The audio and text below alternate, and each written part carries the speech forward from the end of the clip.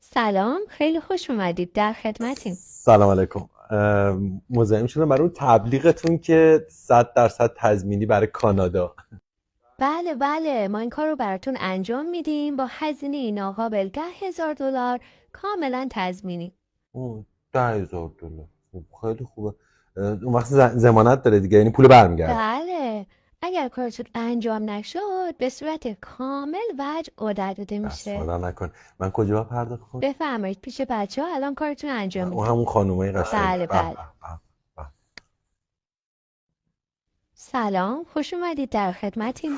چه سلامی چه علیکی. 1 سال زندگی ما رو هوا بوده، نه ویزا تونستیم واسه ما بگیریم، نه کاری کردیم، ما پول ما رو بدید برداریم. همون $10,000. چی شد آقا؟ اصلا میشه توضیح بدید چه اقدام کردید شما؟ 1 سال مرد حسابی من اقدام کردم. باش آقا باش، اصلا مشکلی نداره. شما $10,000 پرداخت کردید. $1,000 میشه واسه ارسال مدارک به سایت. $1,000 دیگهش میشه بابت نشستن مدارکتون روی سایت. $1,000 هم میشه بابت چک کردن مدارکتون توسط آفیسر. الان شما $7,000 دارید که ما میتونیم اون رو به شما برگشت بدیم. به پیشم خانم خوشگلایی که بهشون بچه داده بودید و ازشون پس بگیرید. بفرمایید آقا.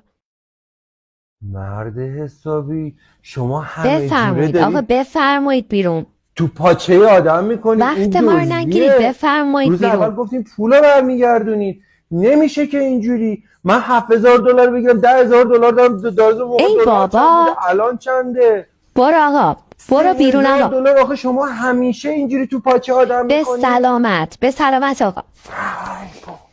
من به هم میریزم اینجا رو.